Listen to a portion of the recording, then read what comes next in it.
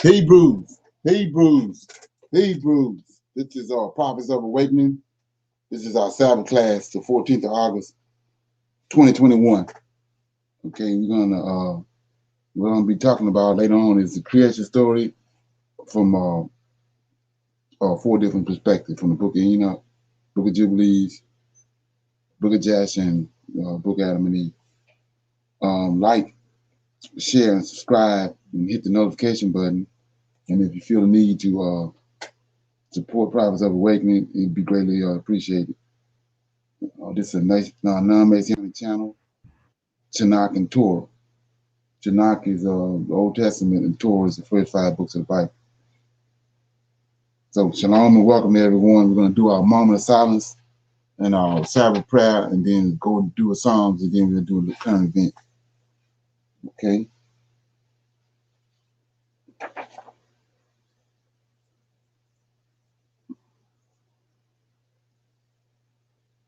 Oh Lord, we come before thee at this hour on your day that you are given unto us for rest, this Sabbath, praising you and having and honoring you because of your position, both in heaven and upon the earth, a position in which the Creator Yahweh have given unto thee. Though your spirit, through your spirit and counsel, O Lord, we are awakened. We have awakened to know who we are and to who you are as our Savior and Redeemer. We are thankful for all that you have done, and we are eagerly searching your scriptures out that we may be in the right place at the right time upon your arrival to this planet. Lord, I pray to thee that you continue to let your light shine down upon us in spirit and in truth. We love you. We seek you daily, O Lord. There is none else besides thee to redeem us. We see you in the affairs of the world, and we faithfully await thy deliverance. Peace be unto thee. Okay. Hallelujah. So we'll read a song right quick.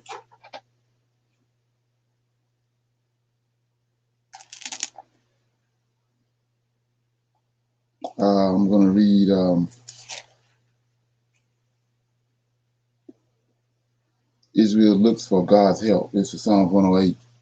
It's a Psalm of David. It says, "Oh God, my heart is fixed. I will sing and give praise even with my glory.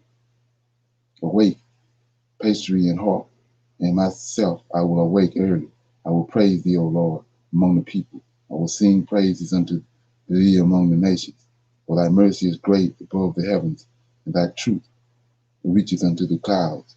Be thou exalted, O God, above the heavens, and thy glory above the earth, that the beloved may be delivered. Save with thy right hand, and answer me. God hath spoken in his holiness. I will rejoice. I will divide Shechem and mete out the valley of Sukkot. Gilead is mine, Manasseh is mine. Ephraim also is the strength of mine head. Judah is my lawgiver. Moab is my washpot.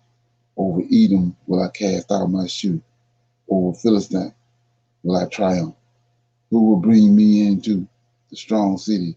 Who will lead me into Edom? Without not thou, O God, who hast cast us out, and without not thou, O God, go forth with our hosts. Give us help from trouble, for vain is the help of man. Through God we shall do valiantly, for it is he that shall tread down our enemies." So that was Psalms 108. It's a Psalm of David. Did that ring a bell for anybody? Anything to hear? Okay, so like I said, I don't know if some people might know this, but when I read Psalms 108, it takes me back here to Numbers. Go to Numbers right quick. It's one of those unknown prophecies about David. People don't know.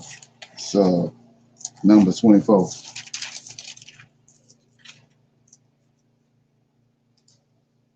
Okay, let me see. Yeah, Numbers 24. So what it is this is uh starting at verse 14. This is the prophecy that Balaam had. But a lot of people don't know that Balaam is prophesying about David coming. So it says, uh, 24 and 15. And he took up a parable and said, Balaam, the son of Peor, have said, the man whose eyes are open, he have said, which heard the words of God and knew the knowledge of the Most High, which saw in a vision of the Almighty, falling into a trance, but having his eyes open. I shall see him, but not now. I shall behold him, but not nay.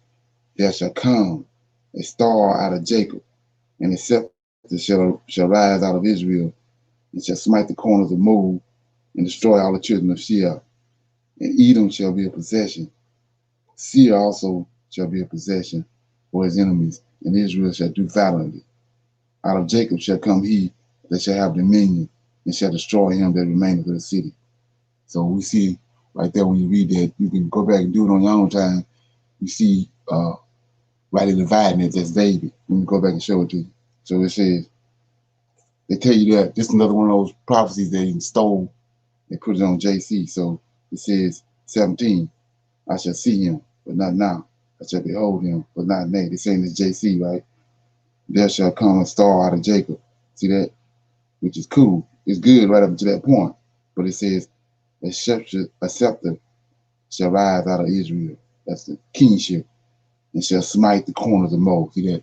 JC ain't smiting no corners of Moab. See that? Shall destroy the children of Sheol. He ain't do that. 18. And Edom shall be a possession. He ain't do that. Let's go back and see who done it. I'm over in 2 Samuel. 2 Samuel chapter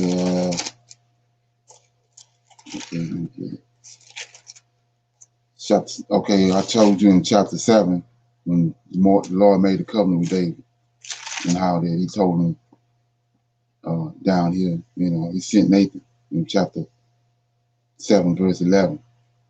He says, 10 says, moreover, I will appoint a place for my people Israel. I will plant them that they may dwell in a place of their own and move no more. Neither shall the children of wickedness afflict them any more. And as at the time that I commanded judges to be over my people Israel, I have caused thee to rest from all thy enemies. Also the Lord telleth thee that he will make thee a house. And when thy days be fulfilled, when David die, thou shalt sleep with thy fathers. I will set up thy seed after thee, which shall proceed out of thy bowels, and I will establish his kingdom. Right? He shall build a house for my name, Solomon, and I will establish the throne of his kingdom forever. I will be his father. Looking for the father to see who the father is, Lord of hosts. And he shall be my son. If he commit iniquity, I will chasten him with the rod of men, these Cain's sin, and with the stripes of the children of men. But my mercy shall not depart away from him, as I took it from Saul, whom I put away before me, thee. And thine house, David's house, and thy kingdom shall be established forever before thee. Thy throne shall be established forever. Now here we go. And according to all these words, and according to all this vision, so did Nathan speak unto David. 18. Then went King David in and sat before the Lord, and he said, who am I, O Lord God, and what is my house that thou hast brought me here to? So we see right in verse 18, David ain't in Walmart or Brooks Brothers or some grocery store. He in there right now. He in the house. He in the Holy of Holies, talking to the Lord of Hosts, face to face. And he telling him, he says, then when King David sat before the Lord, and he said, who am I, O Lord God, and what is my house that thou hast brought me here to? So he told him, and he told David about the covenant. He talked to him, right? So David hyped up. So immediately, we in chapter 8, verse 1. And after this, see this? After this, it came to pass that David smote the Philistines, subdued them. David took this, whatever this word is, out of the hands of the Philistines. David smote Moab. That's what Balak just said. He smote Moab. measured them with a line, casting them down to the ground. Even with 2 lines measured, he put to death, and with 1 line full, he kept alive. And so the Moabites became David's servants and brought gifts. David smote also Hadassah, son of Rehob, king of Zobab, and he went to recover the borders at the river Euphrates. Here we go. And David took from him 1,000 chariots, 7,000 horsemen, 20,000 footmen. And David hawked all the chariots and horses, but he reserved them for the 100 chariots. Now here we go. And David, and when the Syrians of Damascus came to Succoth Hadassah, King Zor, David slew of the Syrians 220,000 men. Then David put garrisons in Syria and Damascus, and Syrians became servants to David and brought gifts. And the Lord preserved David whatsoever he went. And David took the shields of gold that were on the servants of Hadassah and brought them to Jerusalem. So anyway, you see what they have. This is the prophecy right there. David, it was Balak was prophesying about David, not JC. So that's what Psalms I just read remind me of. Any comments?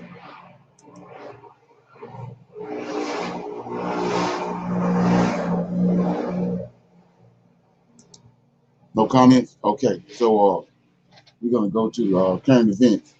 Anybody got any current events? Shalom, everyone.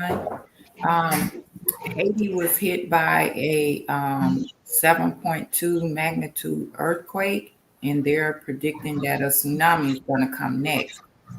So, I mean, it's just havoc everywhere.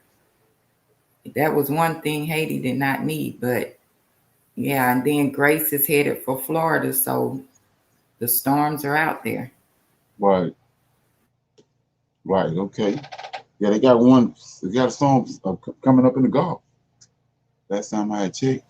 Right, they do. Predicting Right. to hit, I think, Sunday, early Monday morning. Right. Exactly. Anybody else got anything? Shabbat Shalom, fam. Yeah, I was gonna say that, Aqua. But check this out. So 7 hikers got injured by lightning strike on North Carolina's Grandfather Mountain, right? And they are leaving 1 person hospitalized. And then in Alaska this morning, they had a 6.9 magnitude earthquake, might as well say 7, with tsunami warnings going on. And Right. then, like she said, Haiti, they had, the 7.2 quake. Yeah, they Uh-huh. said a strike in the Caribbeans. So Okay. these sevens, it's like it's the 7 the holy ones at work. Right. Exactly. Those are signs. These are signs. We understand what's going on. Yeah. Okay. Anybody else? Okay, I got one right here. I got a couple. So this first one is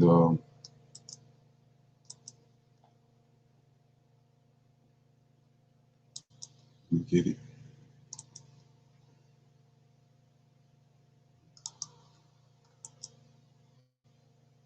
Says that right here. It's talking about the planet water cycle. Can you see that?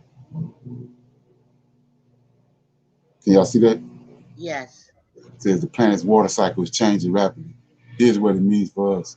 When Matthew Burlow is a professor of climate science at the University of Massachusetts at Lowell, says that the story is originally featured on the conversation year, some Spanish word, but then it says the world watched in July 2021 an extreme rainfall became floods that washed away century-old homes in Europe, targeted landslides in Asia, and inundated subways in China. More than 900 people died in destruction in North America.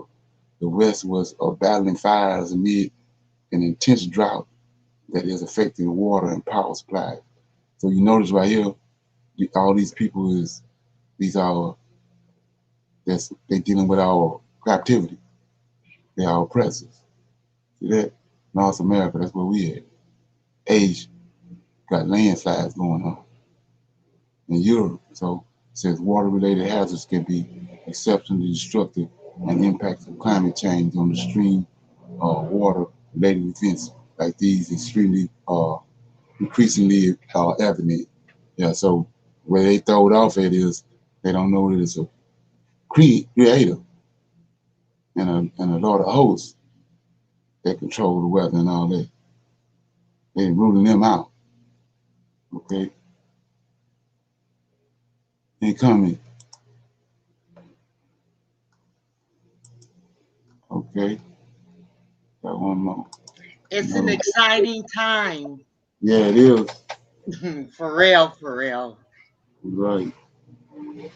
So this right here is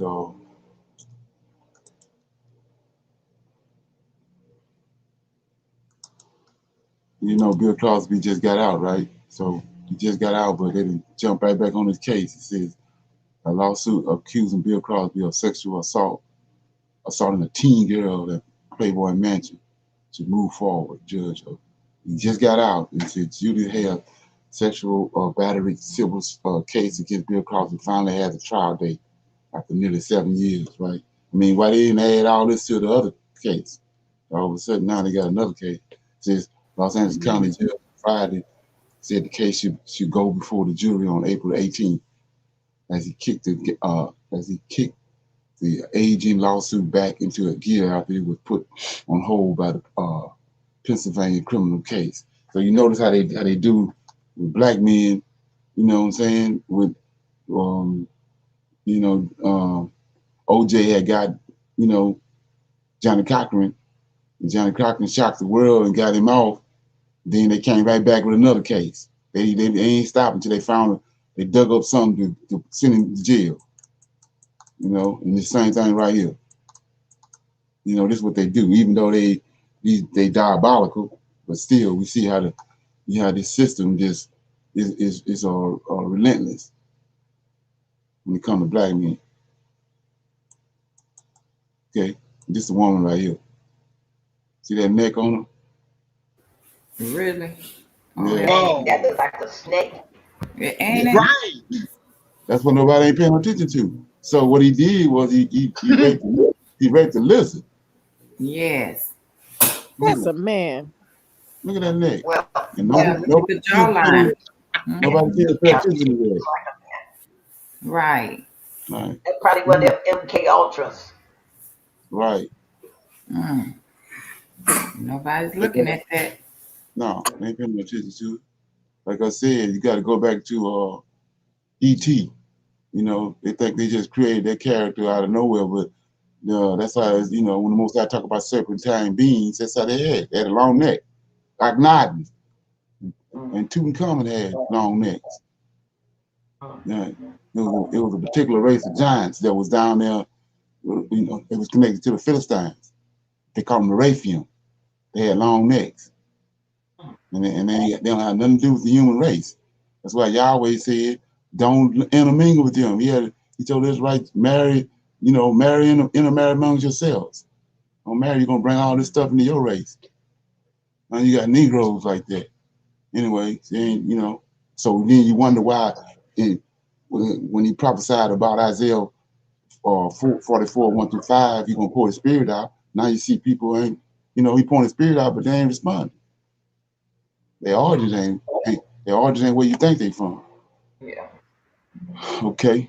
Did the article give her name or its name? The name of the article? No, that reptilian looking thing. Did the article give that? Oh yes. Yeah, it says our name is let me get out of this. Okay.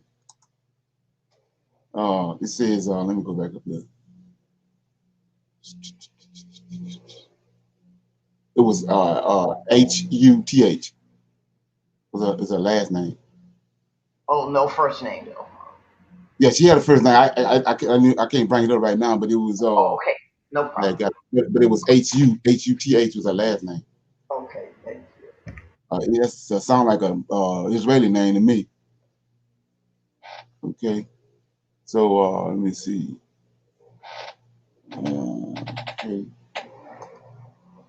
So here go one of the things I try to, like I said, I'm trying to keep everybody up to date on what's happening because it's a timeline. When they get to a certain point with what they're doing in Africa, is when you're gonna see everything seriously escalate over here because they getting all their ducks in the row over there first. So we're gonna look at this right here. Man,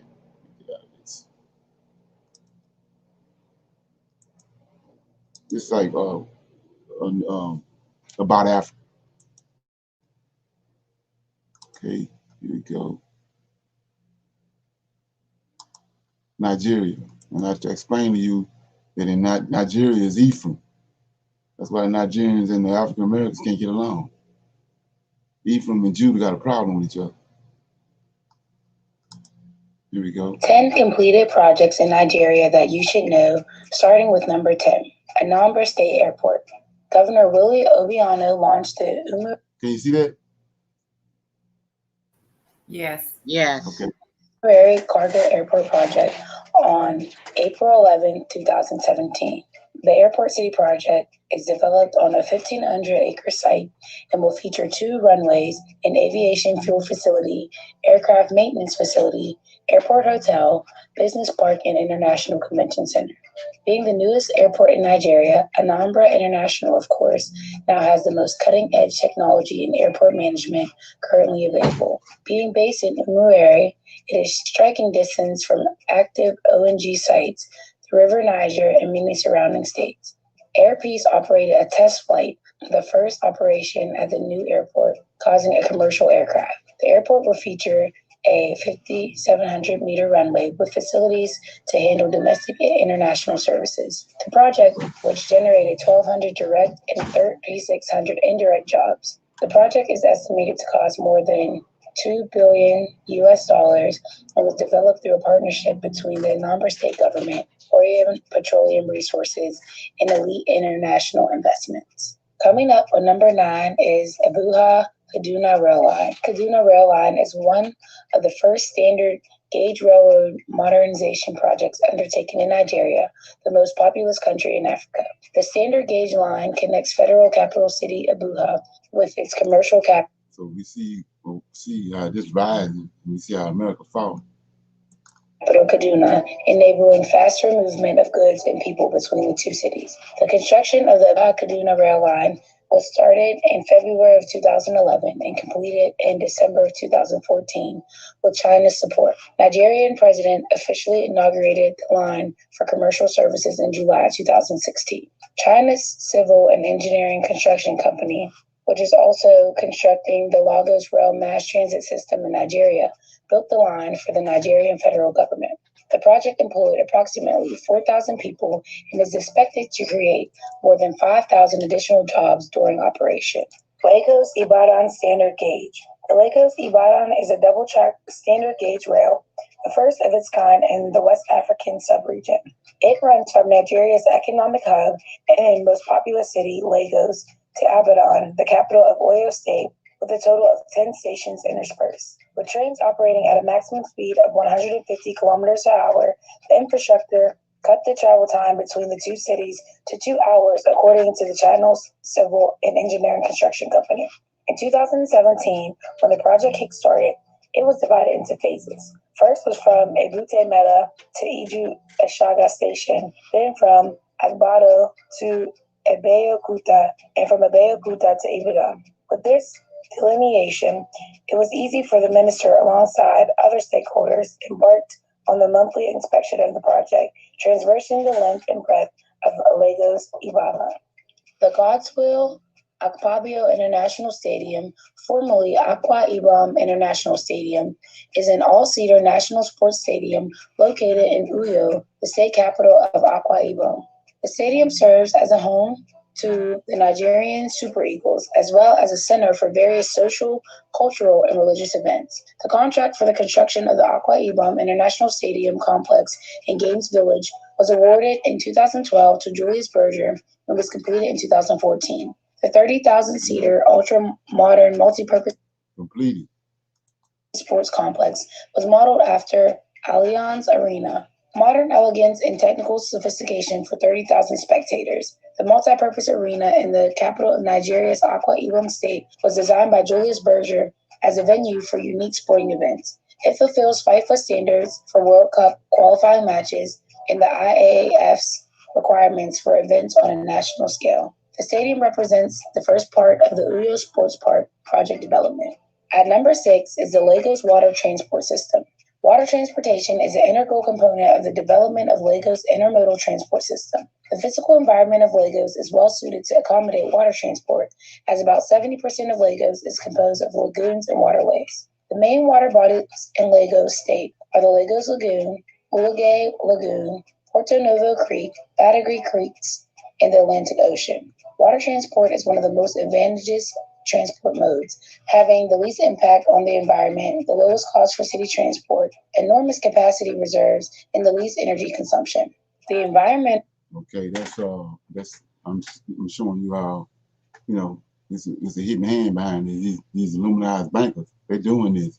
It ain't just happening on its own. They orchestrating this. So this in Nigeria, right? Now watch this. So you want to watch the rest of that. It's 10 completed projects in Nigeria that surprised the world, right? So here we go. Oh, they said China too, real quick, with China's help. And then you see the flag. Right. Yeah, because the bankers are fronting China. Yeah, they behind China. The Rothschilds and all them behind China. So that's, like I say, it's a just like Alexandra and Philip and Zephno, it's a head. They not Macedonians. They Edomites, but that's the head. They're the head over the Greeks and over Japhet. Same we see right here. They've been doing this forever and a day. Esau running everything, but he hiding behind these different nations, and he actually controlling them. So on that end, we see what they're doing in Africa because of what they got planned, and this was going on in America. Bankers behind both of them. We're gonna let that play for a little while. One of the craziest bull runs in stock markets just right around the corner of our history. Calling out a bubble can be quite scary for many investors, but not for Jeremy Grantham. In a frenetic era of meme stocks, cryptocurrencies, and bidding wars, most people tend to overlook the risks and focus on the promise of future gains. However, there is an imminent and growing danger that this unprecedented mania might end up triggering the greatest stock market crash ever recorded. That's what the chairman of the board of famed asset managers GMO has been warning, stressing that we're in the middle of the greatest financial bubble ever seen. Grantham, an experienced investor who has spent decades analyzing how bubbles are formed, has lived through and called numerous modern booms and bursts, including the dot-com crash in 2000, the market peak in 2008, and the market collapse of 2009. Now, he says that we're headed to a similar fate. He says bubbles are unbelievably easy to see. It's knowing when the bust will come that's trickier. To identify a bubble, it doesn't take much, he argues. You can see something is terminally wrong in the market when it makes the front pages instead of the financial pages, when the news is full of stories of people getting cheated when new coins are being created every month. The scale of these things is so much bigger than in 1929 or 2000, he stresses. The current stock market bubble has been fueled by artificial government policies that has led many investors to believe overvalued assets could be justified by a booming economy. But as Grantham highlights, the economy isn't actually booming because there was no real growth in production. And very soon, investors will have to confront that reality. And when they do, things will start to rapidly change in the market, leading this bubble to an epic burst.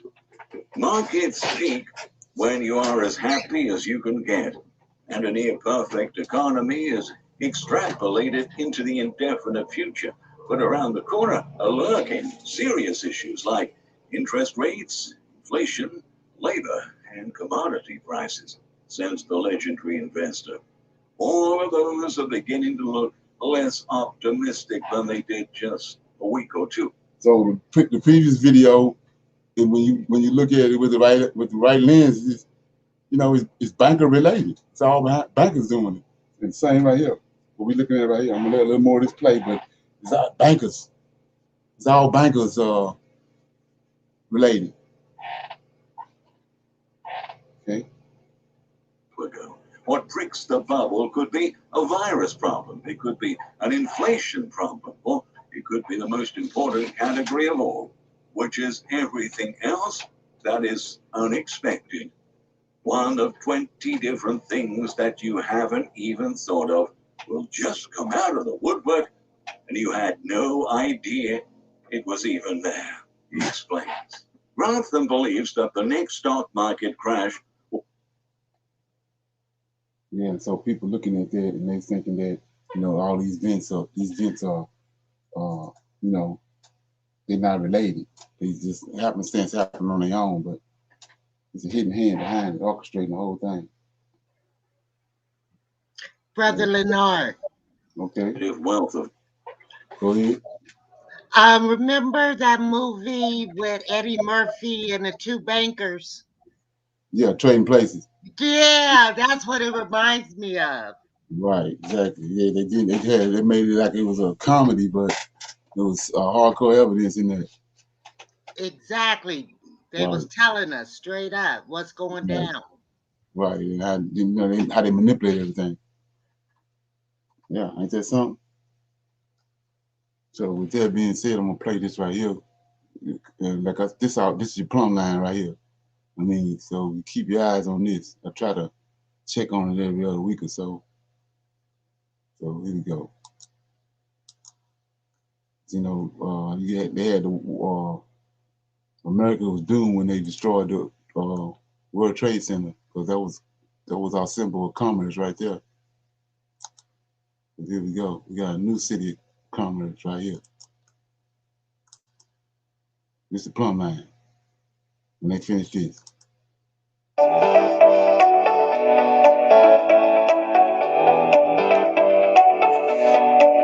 Echo Atlantis.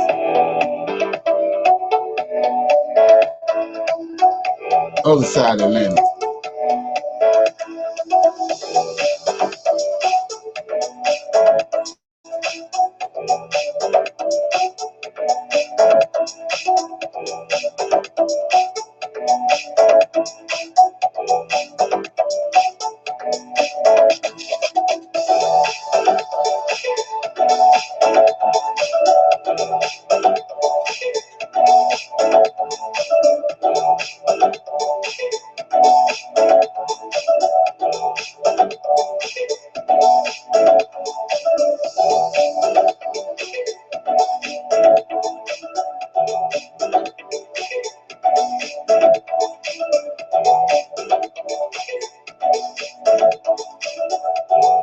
This right here, this here is as of July 12th.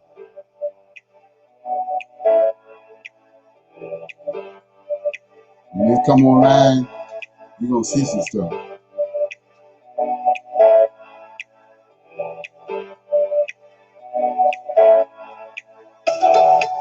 Okay, that's an Echo Atlantis city update in case you want to see the video. But so what I'm gonna do right here is I'm gonna open it up for some comments or questions, and from anything that happened during the week. Anybody got any questions about? And then we're gonna go into the lesson. Anybody got anything? Questions? Anything they want to bring up? Yeah, I see that there's a monsoon flooding going on in Arizona. So that too, it looks like a lot of states are being what I want to say, bombarded with plagues. Right. Exactly. Right. Yeah. Yeah. They saw. And not only there, he's got the wildfires that's going on. You got all kind of. You got those shipping containers. That's really wreaking havoc. No, they're keeping it on the radar. And what they're doing with that with the gangster. So yeah, all this is it's like I said, it's a slow demo job. Yeah. Yeah. Anybody else got anything? Okay.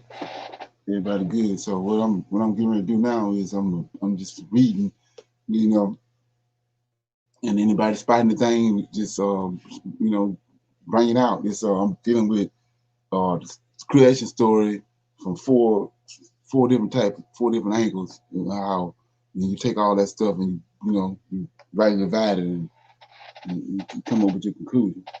So the first one I'm gonna deal with is the book of Adam and Eve.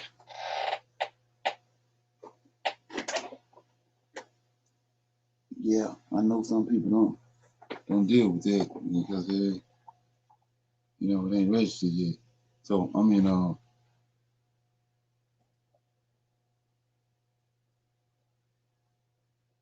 chapter 1. So notice how it starts out. It says on the third day, start out on the third day. On the third day, God planted the garden of in the east of the earth. So before I do that, let me go to King James right quick because I want to show you something. So it says, like I said, just let it ferment, uh,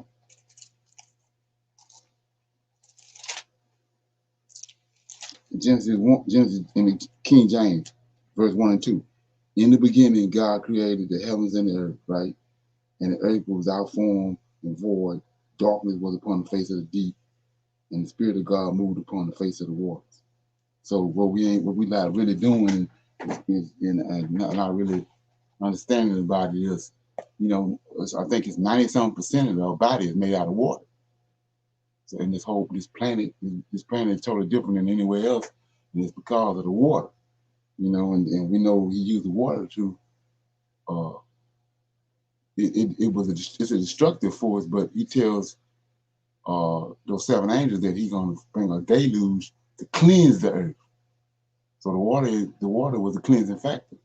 It caused great destruction, but it cleansed the earth. So let's look at that.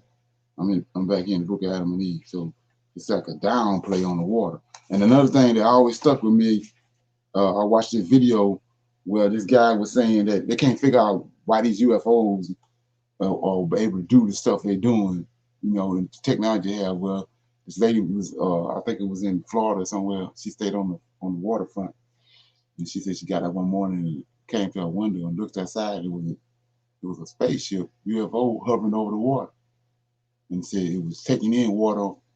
It had some kind of way it was taking in water on one side, and the water was going in and going out and coming out on the other side. It sit there for a while doing that, then it took off. So Enoch tell us it's a power source in the water. When it rain, it fall to the earth, and that's what everything waiting on. The cattle, the sheep, it fall on them, fall on grass, everything waiting on it. And then sun bring it back up. It's a mad cycle. So evidently, whoever these beings is, like I said, Yahweh said that he had angels of rain, angels of snow, and all that. These angelic beings, they're on the other side of understanding. We on this side of it. They on the other side. They know all the ins and outs and molecular makeup of it. They know just what's up going on with it. So they got trapped down here, 200 of them. So they weren't gonna be alone. They're super sharp. So that's who in the spaceship. Anyway, so it says on the third day, God planted a garden east of Eden, east of the earth. See that? Of the earth, on the borders of the world, in the eastward direction toward and beyond the rising sun. There one finds nothing but water that encompasses the whole world and reaches the borders of heaven. He said, so we missing something, right? 2, and on the north of the garden there was a sea of water, clear and pure to the taste, unlike anything else, so that through the cleanliness, see that the clearness of one may look into the depths of the earth. I don't know no place like that. Come on. And when a man washes himself in it, he becomes purifyingly, perfectly clean and perfectly white, even if he was dark. So let's look at that. Let's look at that. Right. So there was some water like that here at one time. So whatever Adam did or Satan did, evidently that water ain't here no more. Somewhere. So let's look at it. I'm in Ezekiel. Ezekiel. Right? And it says right here. You know, you got to go back to that what we just read when I shine a light on this. So Yahweh said he's gonna bring David back in Ezekiel 37. Yeah, he says that here in 37. Let me get it. Oh, man. Okay, get me out of the book. Ezekiel 37. Okay.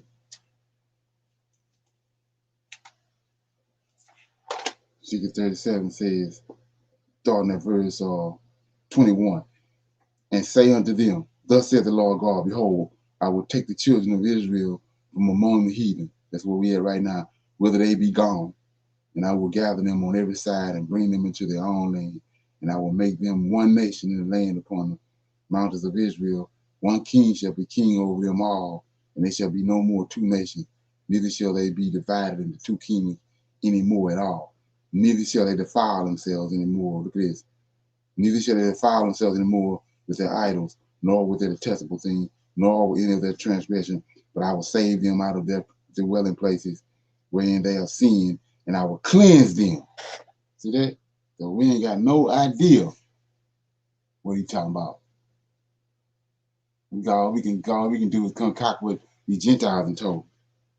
But he says, I will cleanse them, so shall they be my people, and I will be the. So all this filth and all this illegal ways of thinking, it's something he's gonna do that's gonna cleanse us. And so, like I said, when you go back over here and read what he's saying about this water, understanding that we, 90% of our body is made of water. He says, let me get it. And when the man washes himself in it, he becomes perfectly clean and perfectly white, even if he was dark. And God created that sea of his own good pleasure. That evidently it was taken away or hidden from us some kind of way. For he knew that what would come of man he would make. So after he had left the garden, because of his transgression, man should be born in the earth. And among them are righteous ones who will die, whose souls God would raise at the last days, when all of them will return to their flesh. Yeah. So if you follow with Ezekiel 37, there it is right there. Among them are righteous ones who, see that? Righteous ones who will die, whose souls God would raise at the last days, when all men will return to their flesh. Bathe in this water of that sea and repent of their sin. But when God calls Adam to go out of the garden, he did not place him on the borders of it north. So he hid it from us. This was so that he and Eve would not be able to go near the sea or the water, where they could wash themselves in it and cleanse themselves from sin and erase the transgressions they had committed, so they be no longer reminded of thoughts of their punishment. As to the southern side of the garden, God did not want Adam to live there either, because when the winds blew from the north, it would bring to him on the southern side the delicious smell of the trees of the garden. Right? So that's in the book of Adam and Eve. Any comments? I'm gonna go to Jubilees. Anybody got any So comments? this water, So this water had the power to has the power to make you forget about your sins and everything you did. This is some powerful water. It cleans.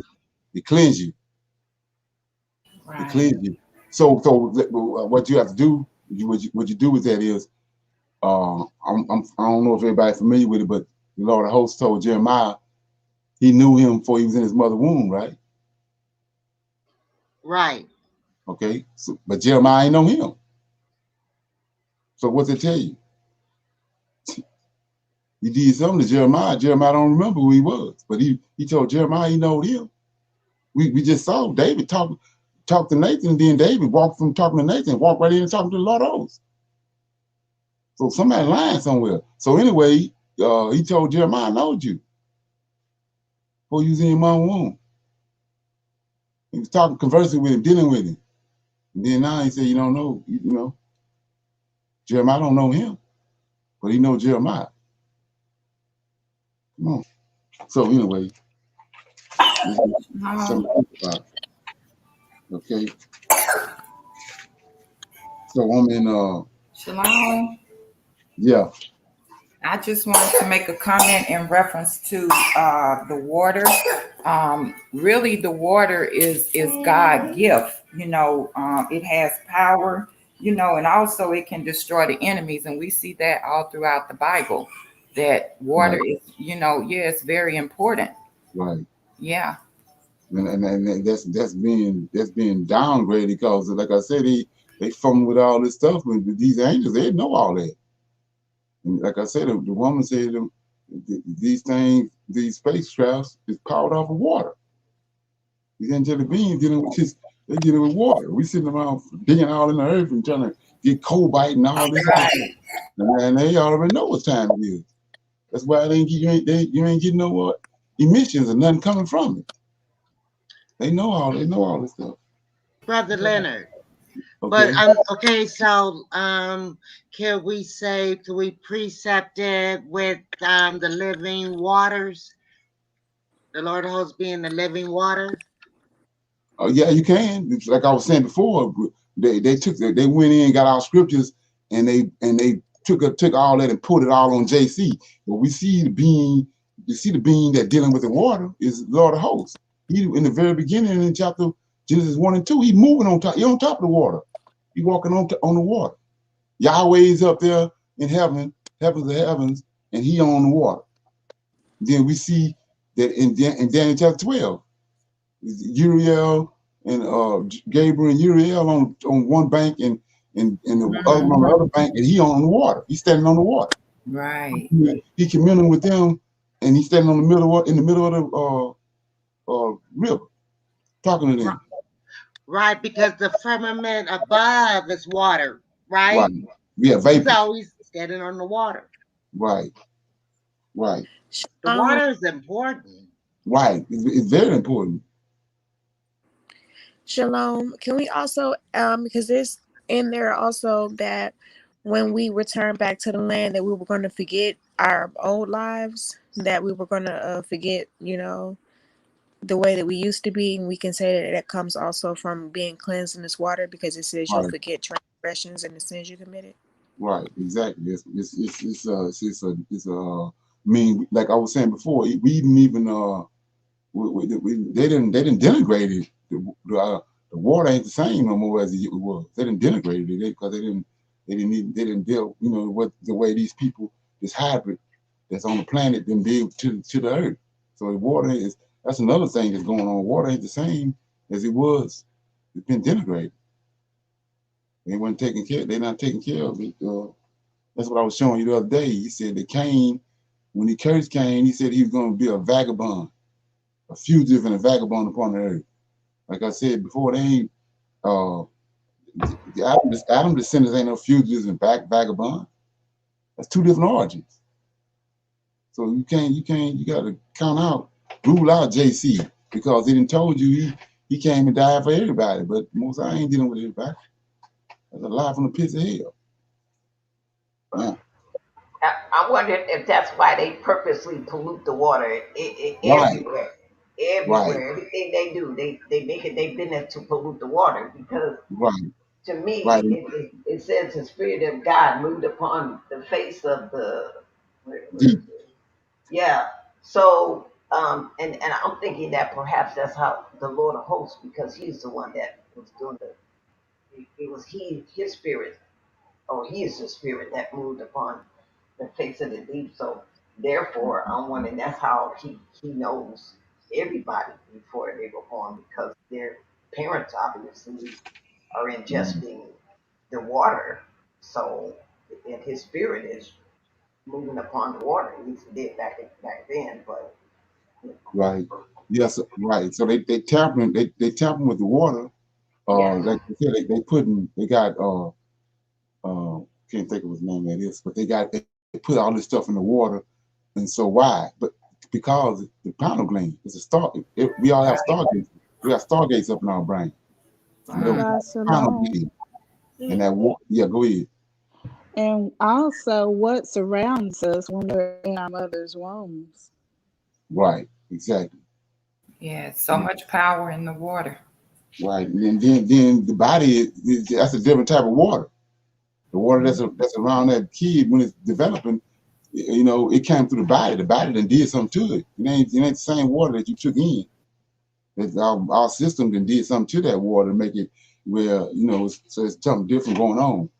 Yeah. So like I was saying, our pineal gland, they did our pineal gland is being calcified because of they putting that I think it's chloride. I think what it is, something they putting in the water when they clean Fluoride. chloride, right? And that's the worst thing you can put in water when it comes to dealing with the pineal gland. So Mm. that's intentional. So our Right. pineal gland has been, and we know that the Most High dealing with all these men through dreams and visions through the pineal gland. And then you wonder why we not have no experiences with the Most High. Like everything is, you come to find out everything they doing, every concerted effort that they're doing is to keep us disconnected from the Creator and from Right. creation. Right. Okay. We should just really be thanking the Lord because what we're discussing right now, a lot of people don't even think about that, because they thinking it is so simple, they just overlook it all. Right. But like you said, thinking like a Hebrew, I mean, all this is coming to the light, for us. So who would just look at water, something Right. so Exactly. simple, right? Right. Oh And my, all that come into play. it And, does. and understanding how we got he said he's gonna hide himself from us. So how did he hide himself? He Mm, allowed them to take the scriptures. He allowed them to deal with hook went the scriptures that people can't find them, but he gave us up. They allowed them to deal with the scriptures. They scattered us, and they dealing with our environment. right, That's how right. we was disconnected from him. He the one created all of it. He's in. Yes, He said, "You want to understand me? Look at my creation." yes, So he was hidden because they tampering with the very things that he's affiliated with. That's why we just now find out who he is. right. And because of our lack of knowledge for so long, they knew who we were all along, and they were doing things that we wasn't even thinking about to destroy us little by Right. little. Right. We have no idea. We just had no idea. That pertaining to all this stuff was pertaining to us.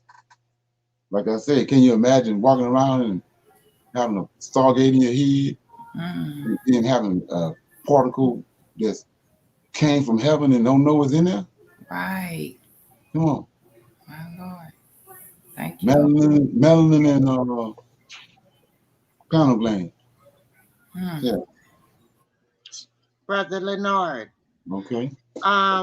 And Adam and Eve, what you was reading, where it was saying that let's see, God planted the garden in the east of the earth, Right. on the border of the world eastward, beyond which towards the sun rising one finds nothing but water that encompasses the whole world. So is this water like all around the world? Or Right. It's all around the world. Well, like I was saying before, when he said that we see that when they returned to the earth, because he returning to the earth from what he had done, what Lucifer done. He returning, and then the whole earth was covered with water. Then he said he made the dry land come up out of the water. So that means all the land was good, which is, what was in the land, in the earth was seed and vegetation and all that. So when he brought it up, it was all good. So what we see now can't be the way it was when he created it, because we got areas where covered with ice, miles and miles of ice. We got desert lands where ain't nothing grow on it. That ain't how he created it. So it's like I said, these people hear so much stuff from us. I guarantee y'all, our forefathers knew why the ice was over there in the Atlantic. I mean, in the Antarctic. But you know what? Yeah. One time it wasn't ice on it. There was something major that happened. Right. It was a major shift. Right. Something happened in the Antarctic, and something happened in the Sahara. Right. But we need to border means edge. Right. So there's a lot of information when you just, stop and then just, ponder on these scriptures. Right. Exactly. And it's going to all be revealed. Yeah. So anybody else? Okay. So I'm in the Jubilees, chapter 1. It says, it happened in the first year of Exodus of the children. This is what I was telling you I was going to explain about Moses. Moses received, like I was saying before, if we're gonna look at it, it's two saviors. There's a savior in the Old Testament, which is Michael, the Lord of hosts. You can fumble with that if you want to, and then you got another savior in the New Testament, Jesus Christ, right? So we want if something as important as the Torah, the first 5 books of the Bible, Moses came along later in the time frame of Israelite history. So he had to be brought up to date. When he got to Mount Sinai, he had to be brought up to date. So ain't no other role but for nobody to do that but the Savior. So if JC the Savior, he would have showed up and told Moses what was going on. He gave Moses the first 5 books of the Bible, the history of Adam's descendant. So we're in chapter 1 of Jubilees. It says it happened. And it's reason it's starting like this because the day at Mount Sinai. That's why it's starting like this. It says it happened in the first year of the Exodus of the children of Israel out of Egypt in the 3rd month. On the 16th day of the month, God spake unto Moses, saying, come up to me on the mountain, and I will give you tablets of stone of the law and the commandments which I have written, that you may teach them. Moses went over to the mountain of God, and the glory of the Lord rested on Mount Sinai, and the cloud overshadowed it 6 days. And he called Moses on the 7th day out of the middle of the cloud, and the appearance of the glory of the Lord was like a flame of fire on top of the mountain. Moses was on the mountain 40 days and 40 nights. God talked to him taught him. See that? Moses was on the mountain 40 days and 40 nights, and God taught him the earlier and the latter history of the divisions of the days, law and testimony. So let's look at this. I'm going to show you how super slick these folks are, because some people gonna say, well, you picking and choosing scriptures, and you're doing this and that. So we're gonna go all in on this. So they're on Mount Sinai, and then it says that verse 2, Moses went up into the mountain of God, and the glory of the Lord rested on Mount Sinai, and the cloud overshadowed it 6 days. Right now, watch this. He called Yahweh, called Moses on Mount Sinai on the 7th day out of the middle of the cloud, and the appearance of the glory of the Lord was like a flame of fire on the mountain. It says Moses was on the mountain 40 days and 40 nights, and God taught him the early and the latter history of the divisions of the days of the law and testimony. So you say, why you reading this? Because I see these scribes want you to think it's only Yahweh up there on the mountain. That's why we're in the predicament we in. So right here, the Redeemer, the Lord of hosts, being denigrated. Right here in this verse, I'm going to show you right here. Moses was on the mountain 40 days and 40 nights. God taught him. See that? You say God taught him, right? So you're gonna assume that's Yahweh. Ain't nobody else there. Well, I'm in Genesis. I'm in Exodus in the King James.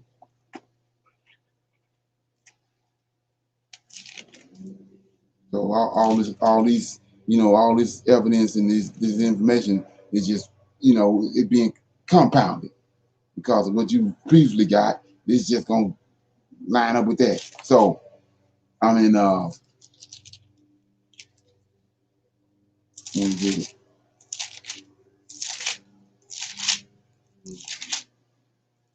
So they on Mount Sinai. They're on Mount Sinai. I'm in Exodus chapter 24. It says Moses and the elders of. Okay, it says 24 verse 1. And he said unto Moses, "Come up unto me." We just read that in Jubilees. "Come up unto the Lord, thou and Aaron, Nebat, Abijah, and the 70 elders of Israel, and worship ye far off." Right? And Moses alone shall come near to the Lord, but they shall not come nigh, neither shall the people go up with him. And Moses came and told the people all the words of the Lord and all the judgments, and all the people answered with one voice and said, "All the words which the Lord hath said we will do." Moses wrote all the words of the Lord. See how they playing with this. It's two beings. I showed you it's two beings, right? Says, and Moses wrote all the words of the Lord, and he rose up early in the morning, built an altar under the hill, 12 pillars, according to the 12 tribes of Israel. And he sent them young men of the children of Israel, which offered burnt offerings and sacrificed peace offerings and oxen unto the Lord. And Moses took half of the blood and put it in a basin. See that? You go to blood. See, if they ain't human blood right here, Yahweh here on the mountain. If you need some human blood, he's gonna use it right here. So he says, and he sent the young men of the children of Israel, which offer burnt offerings and sacrifices, peace offerings and of oxen unto the Lord. And Moses took half of the blood. This is the blood of the rams and the goats. This was needed, and put it in a basin. And half of the blood he sprinkled on the altar. And he took the book of the covenant and read in the audience of the people. And they said, "All that the Lord hath said will we do, and be obedient." And Moses took the blood, sprinkled it, see that, on the people, and said, "Behold, the blood of the covenant." You see that? This the blood. They don't need no more blood. See that? This the blood of the covenant right here. He says, "The blood of the covenant which the Lord hath made with you concerning all these words." Now here we go. Then went up Moses, Aaron, Nebat, Abijah, and the 70 elders of Israel. Here we go. And they saw the God of Israel, and there was under his feet, as it were, a paved work of a sapphire stone. That's Yahweh. And as it were, the body of heaven in its clearness. There's seven with him. See that? So he ain't up there by himself.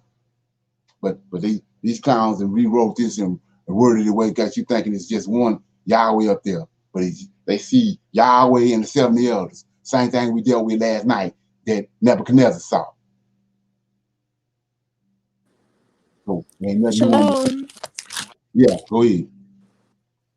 Also, to precept with that, we've got right there in chapter 23, verse 20, where it says, "Behold, I've sent an angel before thee to keep thee in the way and to bring thee into the place where I have prepared." And that's also showing the difference between Yahweh and the Lord of hosts. And the pillar of the fire is in chapter 20. It's in chapter 20. Chapter 3. Huh? You talking about the pillar of fire on the bush? No, I'm dealing with Mount Sinai, chapter 19, that precepts with Jubilees, because that's when he called them up to the mountain on the third day, when the children of Israel gone forth from the land. It goes into details as well, just to show that there is a separation between Yahweh and the Lord of hosts. Right, yeah. So and all they did was, like I said, you can train a baboon to do it. All they did was just eliminate it. We edit the story where it make it look like it's one being that's on the mountain. But like I said, who knows until somebody reveal it to you? Nobody know. They don't have a train of thought dealing with those seven angels. They don't see them. They never seen them. They in the scriptures, but they never seen them. But so I just showed you right here. They there with him right here on Mount Sinai. And so, like I said, he told him, Michael, go and tell Moses all the stuff that happened up until now on Mount Sinai. That's what the Torah is. So let's look at it. I'm in the book of Enoch. I'm in the book of Enoch. It's gonna, I mean, I was talking to somebody the other day, and you know, and then when you show them this, I mean, it's like they go into convulsions. So let me get it. I think it's in chapter 5.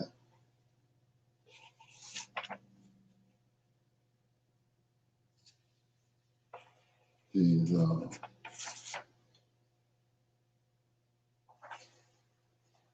maybe 71. Let me see. Let me look right quick. I'm gonna have to go ahead and get it. Show it to you tonight. It says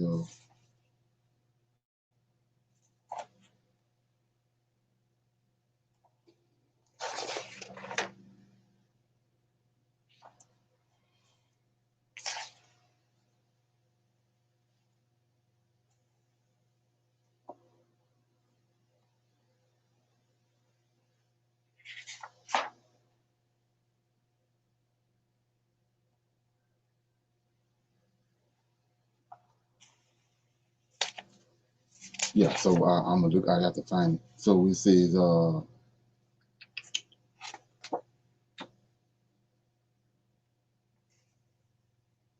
yeah, I'll find it later. So let's see forward with this. So it says, I was in Jubilees, chapter 2. It said Moses went up into the mountain of God, and the glory of the Lord rested on the mountain, and the cloud overshadowed it 6 days. 4. Moses was on the mountain 40 days and 40 nights, and God. I'm showing you that it was more than just him up there. It was him and 7 angels was up there. And then Yahweh commanded Michael, go and let him know what's up. So 5 says, and he said, open your heart to every word which I shall speak unto you on this mountain, and write them in a book, in order that their generations may see how I have not forsaken them for all the evil which they have committed, and when they transgress the covenant which I established between me and you, and for your generations this day on Mount Sinai. So right here, verse, I'm showing you real time, right? So let's look at it. You know, I'm back over in. You don't have to bear with me. I'm in King James, Daniel. Give you an example. You know, I don't like to just quote stuff. So I'm in chapter 8 of Daniel. Chapter 8, verse 15. I showed you the order. Yahweh, these 7 angels, but Michael's in between these 6 angels and Yahweh. Yahweh command him, then he command them. So I'm in Daniel chapter 7, verse 15. I, Daniel, was grieved in my spirit in the midst of my body. He just had a vision. And my vision, and the vision of my head troubled me. I came near unto one of them that stood by me, asked him the truth of all this. You want to know the truth? So he told me, and made me know the interpretation of these things. And it says,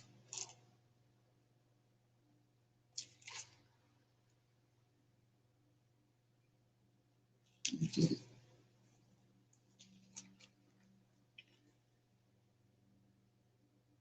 Yeah, it's in chapter 8. I had the wrong page. Let me get my other Bible. I'm working 2 Bibles. One page is missing out of some of these Bibles. Okay.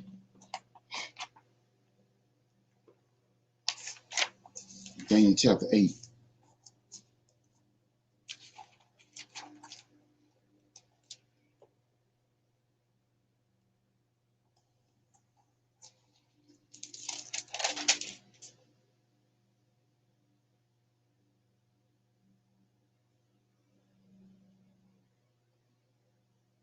Yeah, I'm in chapter 8, verse 15. And it came to pass, when even I, Daniel, had seen the vision and sought for the meaning, then behold, there stood before me as the appearance of a man, right? 16. And I heard a man's voice. See that? I heard a man's voice between the banks of Uriah. So this, you got to go back to chapter 12 of Daniel. It's Michael. standing on the water. He's standing on the water. Gabriel on one bank, Gabriel on the bank on the same side where Daniel is, and Uriel on the other bank. So Michael calls to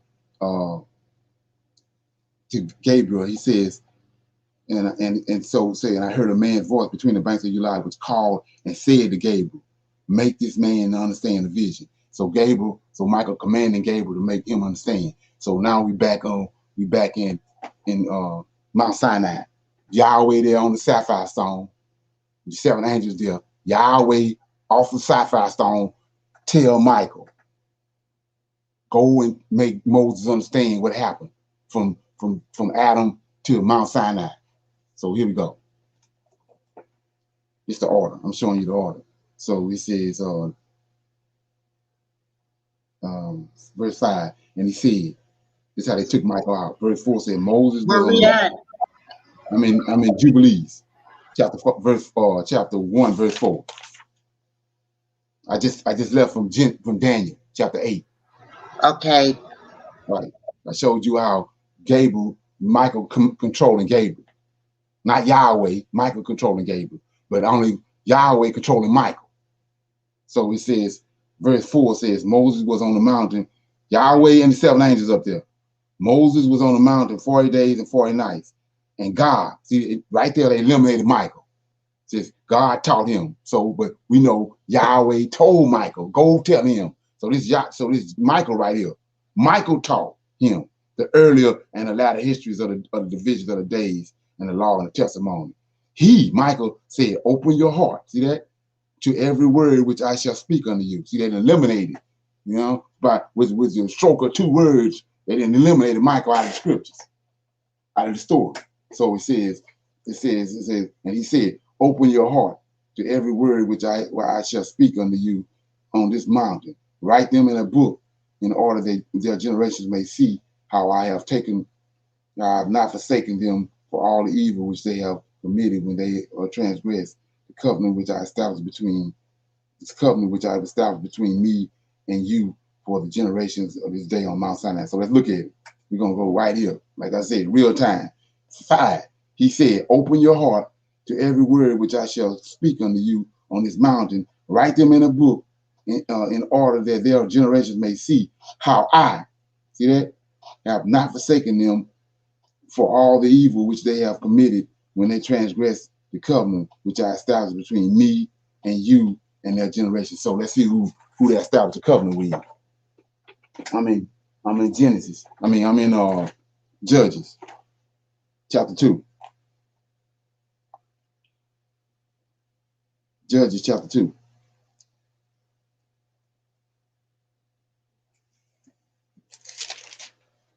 So I'm in Judges, chapter 2, verse 1.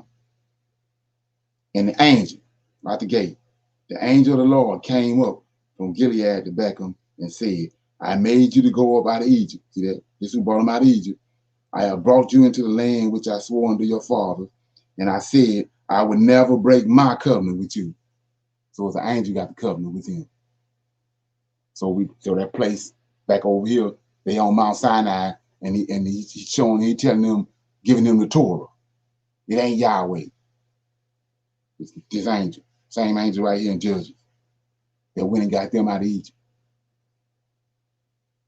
So like I said, it's a new day. And,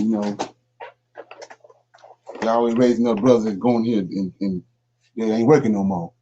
So he says, 6, it will come to pass, back in Jubilees 1 and 6, and it will come to pass when all these things come on them, that they will recognize that I am more righteous than they in all their judgments and in all their actions, and they will recognize that I have truly been with them. So you talking about judgments. He said, I've been more righteous than them in judgment. Michael is Michael the one doing the judging. He the one overseeing. It ain't Yahweh. 7, write all these words for yourself, which I speak unto you today, for I know their rebellion and their stubbornness before I brought them into the land of which I swore to their fathers, to Abraham and to Isaac and to Jacob, saying, unto your offspring will I give the land flowing with milk and honey, and they will eat and be satisfied and they will turn to strange gods. See, I'm telling you right here, they're gonna turn to strange gods, right? JC, the last one, he got to be a strange god. So he says, and they will eat and be satisfied, and they will turn to strange gods, to gods that cannot deliver them. See that? From all any of their tribulations, and this witness shall be heard for a witness against them. So because the God can't deliver them, that's the witness. So look at what's going on with us. What JC is supposed to be our God and they God, but they got everything on the planet, but we don't have nothing. That's the witness. He ain't our God.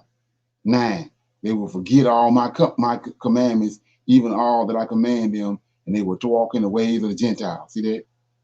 Where we at? We over here with the Gentiles. What we doing? Dealing with the Gentiles. We just saw Bill Cosby getting ready to go back to jail behind a long neck serpent.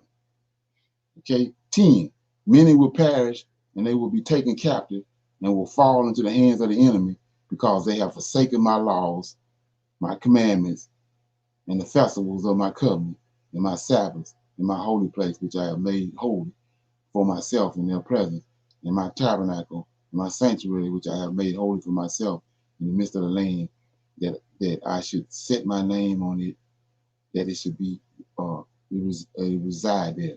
They will make themselves high places and places of worship and graven images. Each will worship graven images of his own making. Thus they will go astray, and they will sacrifice their children. See that?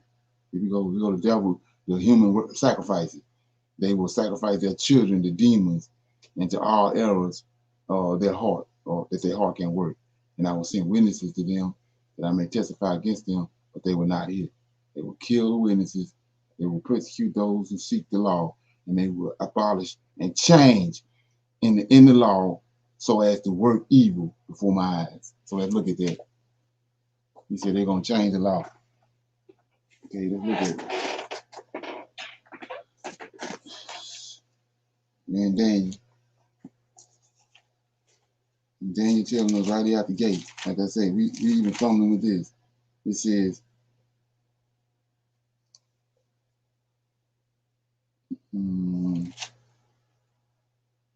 chapter 7, verse 25. He says, and he will speak great words against the Most High, and he will wear out the saints of the Most High. Look at this. Think to change times and laws. See that? Prophecies. They change the prophecies and the law that was given at Mount Sinai. They changed it. And they shall be given into his hands until the time happens. See that? So all these books line right up with what the Most High said. So in the comments, I'm gonna go to the book of Joshua. Deal with the creation story. I got a question. In Jubilees chapter 2, verse 1, and it says, the angel of the presence spake to Moses according to the word of the Lord. That's Michael speaking for Yah, right? Right. He's the one in the presence of the Lord. That's what I thought. Right. So in the book of Enoch, I don't know if anybody came across it or if it registered or not, but Enoch said he came to a building, which is the temple. There's a temple in heaven, just like there's one on earth. The one on earth ain't none of y'all's. The temple that's on the earth is Michael's temple. So the temple that's in heaven is Yahweh. So Enoch, when he was taken up, he said he saw a structure made of ice. And he said it was angels all around it, but they couldn't go in it. Then he said the 7 went in there. Only the 7 can go in there. So what's the deal? They made out of fire. There's only 7 cherubim. They made out of fire, they can go in there. That's why he's saying these are angels that's in front of him. He's dealing with it.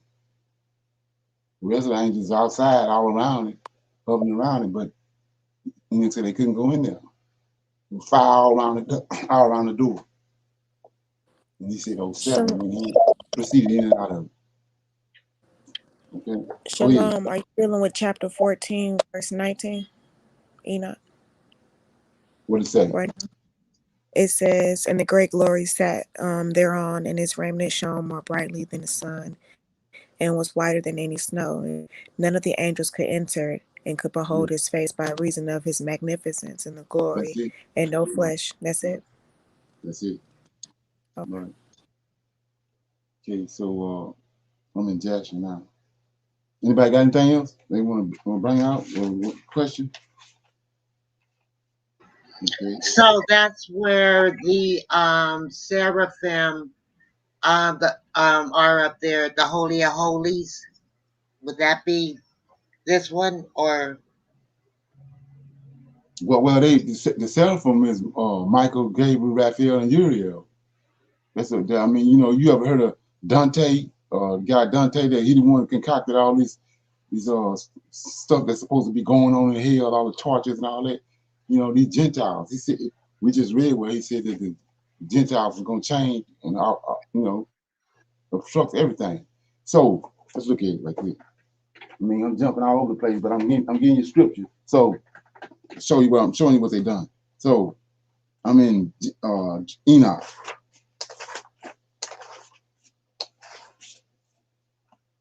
And let me look at it. The wrong place.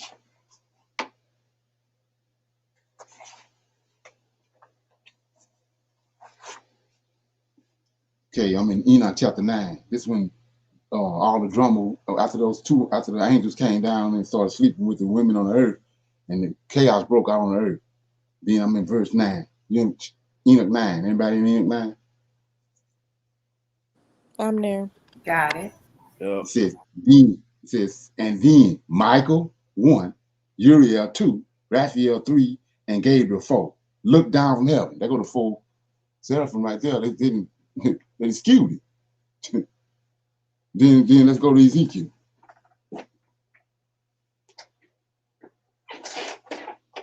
Ezekiel chapter 1.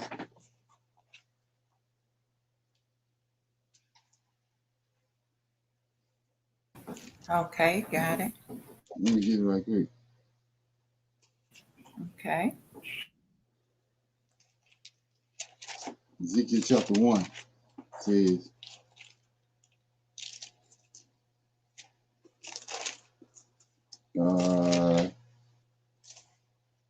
chapter 1, verse 4. You got it? Ezekiel 1 and 4? Yes. Got it. And I looked, and behold, a whirlwind came out of the north, a great cloud. So just another way to rightly divide Yahweh and Michael. Yahweh always come in a thick cloud, so you can't see him. So he says, and I looked, and behold, a whirlwind came out of the north, a great cloud, a fire enfolding itself. That's Michael. Lord hosts, I mean, said cloud, and a fire enfolding itself, and the brightness was about it, and out of the midst thereof, the color of amber, out of the midst thereof, fire. Also out of the midst thereof came the likeness of 4 living creatures. That's the same 4 I just showed you. Michael, Gabriel, Uriel, and Raphael. But they tell me too. And so you get over here to 24. It says, and when they went, I heard the noise of their wings, like the noise of great waters, at the voice of the Almighty, and the voice of speech, at the noise of a host. And when they stood, they let down their wings. And there was a voice from the firmament that was over their heads. And when they stood, and they let down their wings. That's these 4 angels, same 4 that's carrying the stone. They're carrying the sapphire stone. Ain't no UFO, because they flapping their wings. Like I said, you got to stop and think. The magnet and these people say they can hear these wings way over Timbuktu.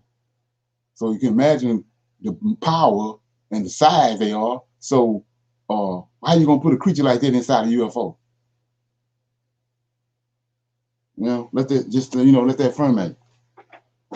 So he's showing you they carrying this, whatever this contraption is that y'all own, and it was made out of sapphire stone. They carrying it and they flapping their wings. They the force behind it moving, going, and whatever it's doing. They ain't no UFO. You know, so like I said, you gotta you do with that what you want to do with it. So Yeah, anybody got anything else on that? Yeah. So everywhere they go, they're not taking the Most High. So I'm wondering if they had the ability to shape shift to look like Oh one yeah, type yeah, of yeah. yeah. Yeah. They shape shift. I had mentioned this before on another occasion how that like I say when it has a register first that these people got our records. In order for them to hoodwink them, they got to have copies of them. So they got our records. They've been making billions and trillions of dollars in Hollywood off of our records, showing us stuff you thinking they concocted in their mind, but they're getting it from our records.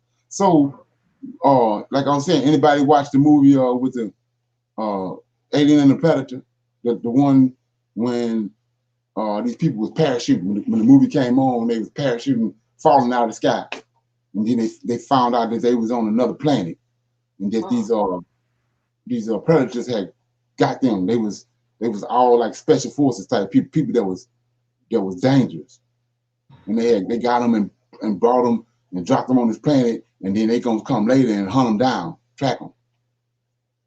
And so they came to that planet in a spaceship, and they had a spaceship parked somewhere up in the sky, and they had some kind of technology that made the spaceship invisible. And they got out the spaceship and they hunting them, so they was killing everybody. And then the guy finally figured out. He said that they was doing something with on their wrists, messing with their wrists. He said, well, they communicating with something, and then they figured out that Lawrence Fishburne told him. He said they got a spaceship somewhere parked. You got to find out where it's at. They got a spaceship parked. So, how many angels showed up in Genesis 18? Anybody know the story? Say it again. What was that? How many angels came to Abraham in Genesis 18? 3 of them. 3. How many we just saw carrying his throne? 4. 4. We saw 4 looking down from heaven. There's always 4. So why is it 3? Why is it 3 in Genesis 18? Because look at this. Let's go there right quick. Genesis 18.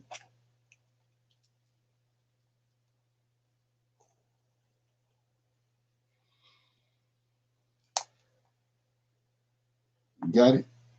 Yeah. Yes. Okay. So they going, he told Moses, he told Abraham, I stopped by here. He on his way to Sodom and Gomorrah. Destroy Sodom and Gomorrah. He said, I'm stopping by here to let you know that you're gonna have a son next year, according to the time of life, and I'm gonna name him Abraham. But he goes on to Sodom and Gomorrah, right? So let's go there. I'm in 19 and 24, right? Got it, 1924? Yes. Says, so it's 3 of them, normally 4. Then the Lord rained down, look at this. Then the Lord rained down upon Sodom and Gomorrah brimstone and fire from the Lord out of heaven. So who's over the luminaries? When you go back and look at their characteristics and what their roles are. Uriel is over the luminaries. Everything in heaven, Uriel over. So who rained down the brimstone? Uriel. See that? So 3 came at him. Uriel up there waiting on him to get in position. And he rained down the fire and brimstone on Sodom and Gomorrah. Okay. Okay. Think about that. And then, like I said before, let's go here. Go to Daniel.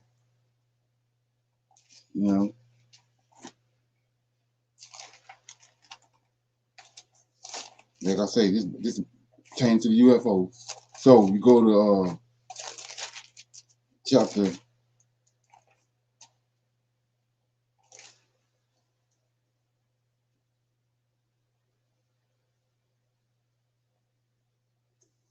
Okay.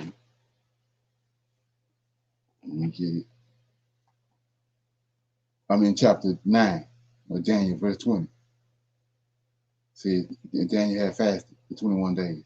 And while I was speaking, praying, confessing my sins and the sins of my people Israel, and presenting my supplication before the Lord, my God, for the holy mountain of God, while I was yet speaking in prayer, even the man Gabriel, whom I had seen in the vision at the beginning, being caused to fly swiftly.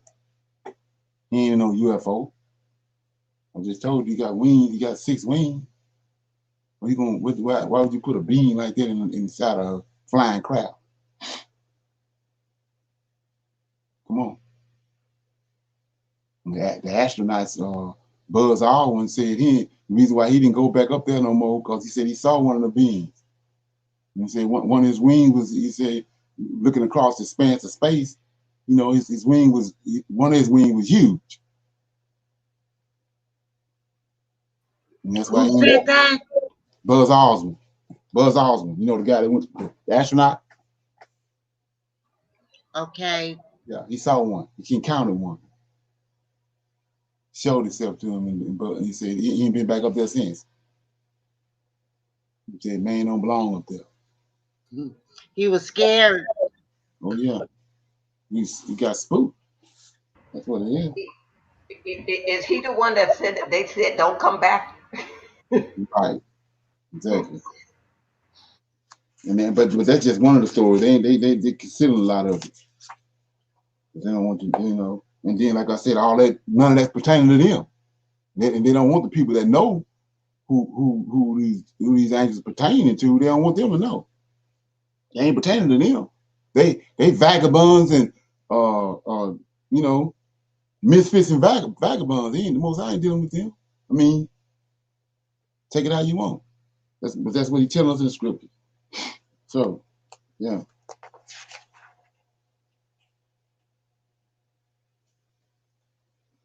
Right. So I was reading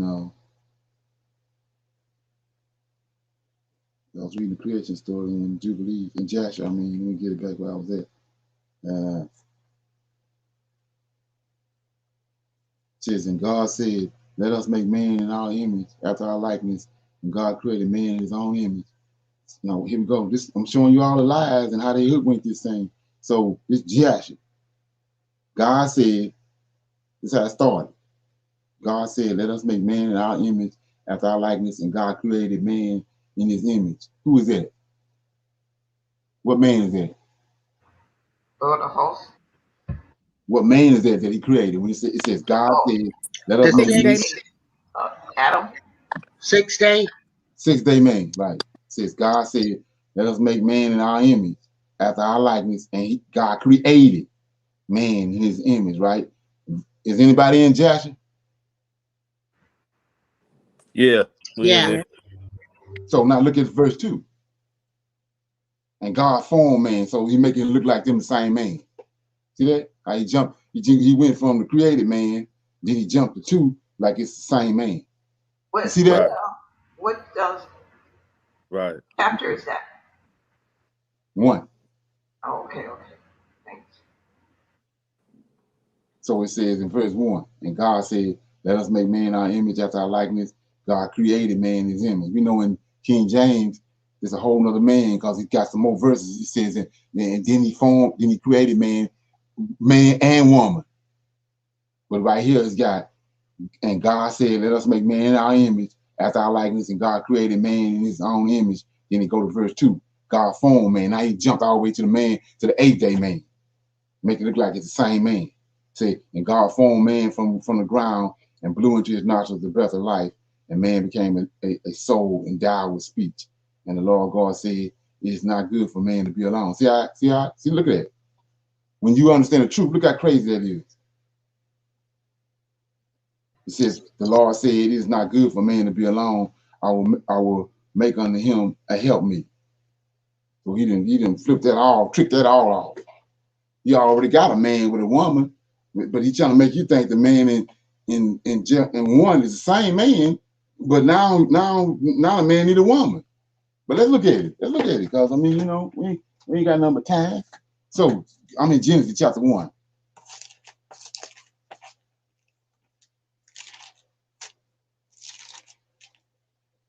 chapter 1, verse 26 says, God said, let us make man in our image after our likeness. Let them have dominion over the fish of the sea, over the fowls of the air, over the cattle, and over all the earth, and over every creeping thing that creepeth upon the earth. Then 27, God created man in his image. In the image God created he him, male and female. See, they left that out. See that part about the male and the female created he them. And then God blessed them, and God said unto them, be fruitful and multiply and replenish the earth and subdue it and have dominion over the fish of the sea, over the fowl of the air, and over every living thing that moves upon the earth. So let's go our way in. So if you got a man over the fish of the sea, what is he? Fisherman. Right. If you got a man that's over the fowls of the air and all that, what is he? A hunter, A right? hunter? Right. So now let's look at what Most High says. They want to say that, you know, when you start talking about the 8-day man, it's a concoction. So he got a fisherman, and a hunter that he gave them dominion over stuff. So now Hunter, we herder. Yeah, hunter, herder. Right. So now we in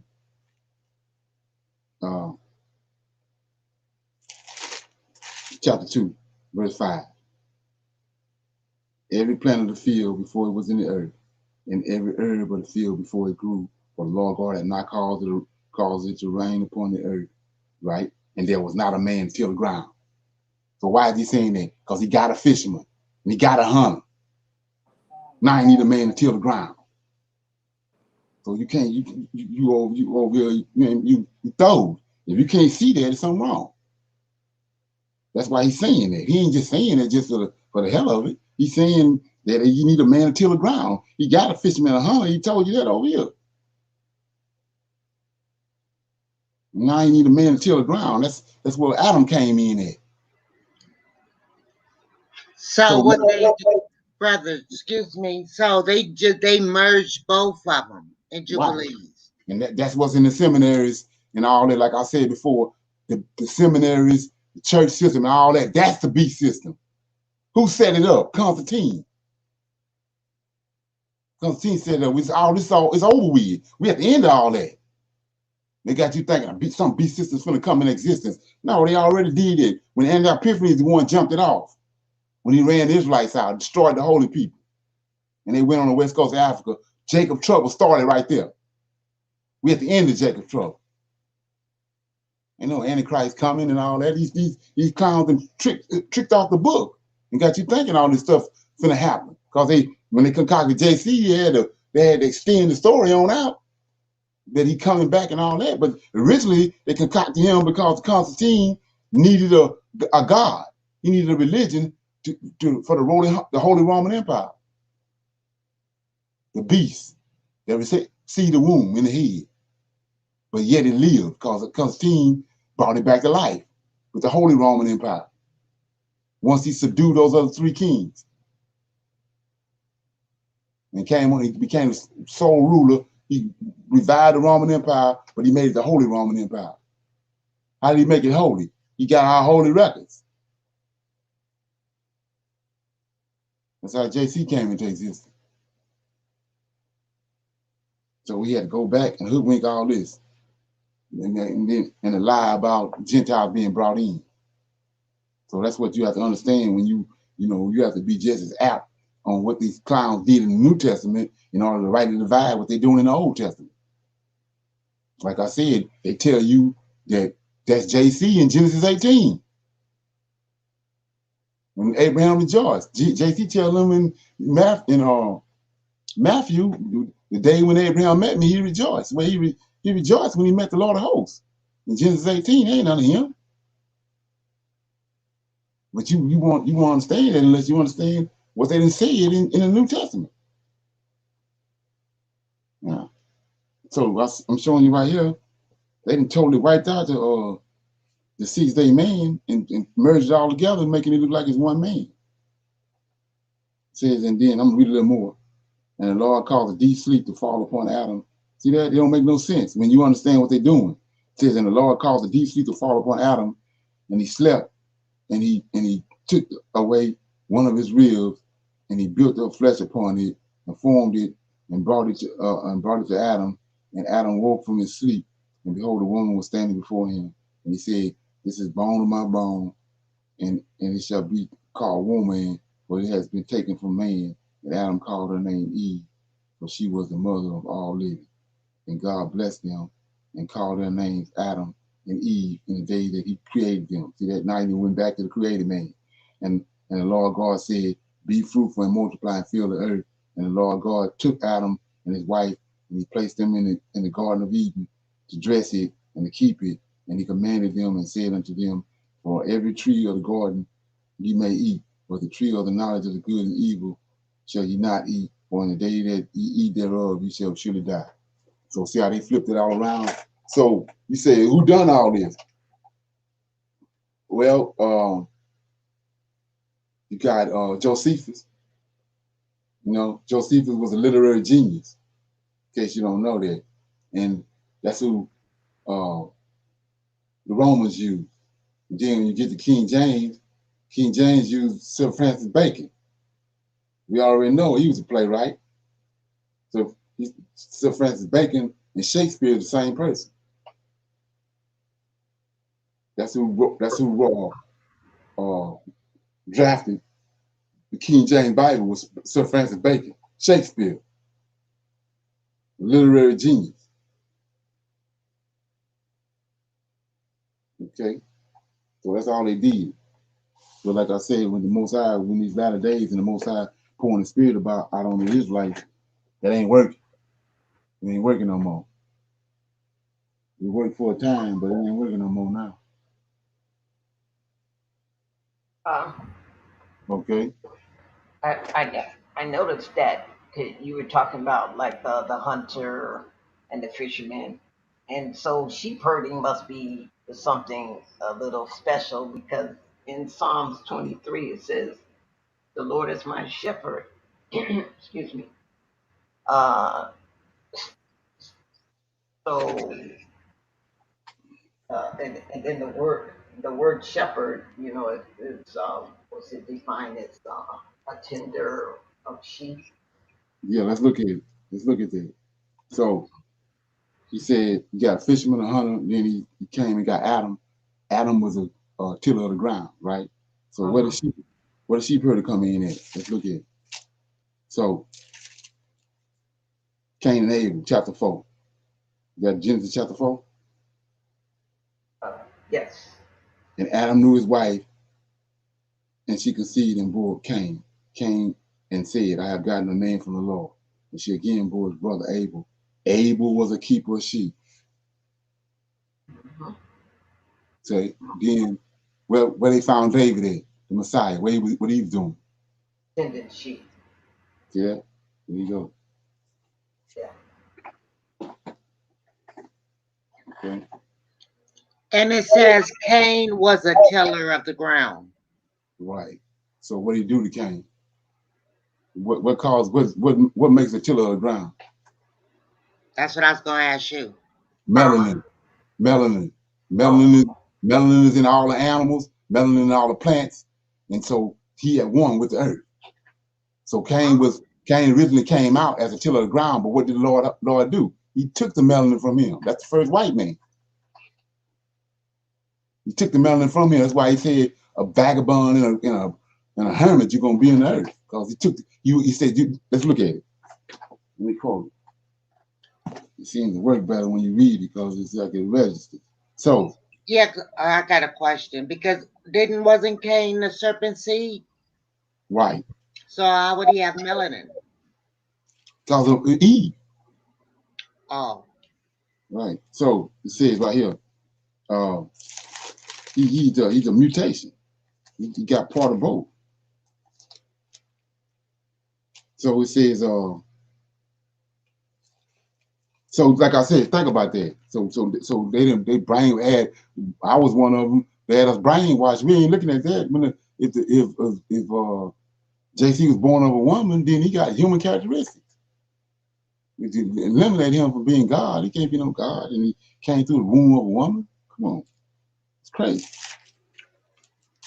So, because when we were talking about Noah, how they probably switched the verses and saying, how he came out looking like albino, Right, like one of the heavenly ones. That's why I was thinking that that should have went with Cain.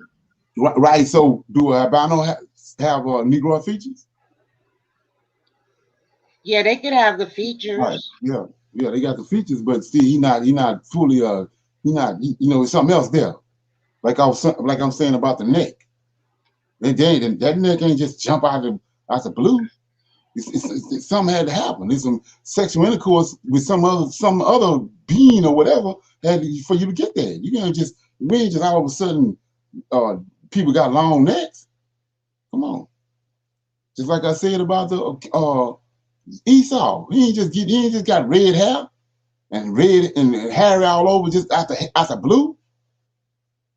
Come on. That ain't how DNA work. So I'm in the curse of Cain. He says, and he said, what hast thou done? The voice of thy brother's blood crieth unto me from the ground. But we know what he done. He killed his brother Abel. That's a red flag right there. He asked the serpent the same thing. What you do? What did the serpent do? Slept with Eve. We ain't gonna fumble with it. We know what he asked the question, we gotta answer the question. He asked the serpent what he done. He slept with Eve. That's what he done. He came in the garden and slept with Eve, his Adam's wife. And then so right here, he asked the question and he said, what hast thou done? He killed his brother Abel. That's wicked as hell. So that let you know he can't be Adam's son. Out the gate, he killed Abel. So then he says, and now art thou cursed. See that? From the earth. What? The melanin was taken away right here, which opened her mouth to receive thy brother's blood. When thou tillest the ground, see that? It shall not henceforth yield unto thee her strength. What's her strength? Melanin is the strength of the earth. A fugitive and a vagabond shall I be in the earth. So let's give an example of that. Numbers. It ain't no mark on the forehead or a piercing in the ear and all this garbage these clowns talking about is one thing. He turned Moses' hands pale, white, and told him bring it out. And he looked at it and they was in shock. And he said, put it back in there. And he turned it back to color. So when he changed it, when he cursing people, he ain't but one thing he doing. He's taking the light source out of them, which is the melanin. And when you take the light source out, it's nothing there but whiteness, wretchedness. That's what we fumbling with. So he says right here,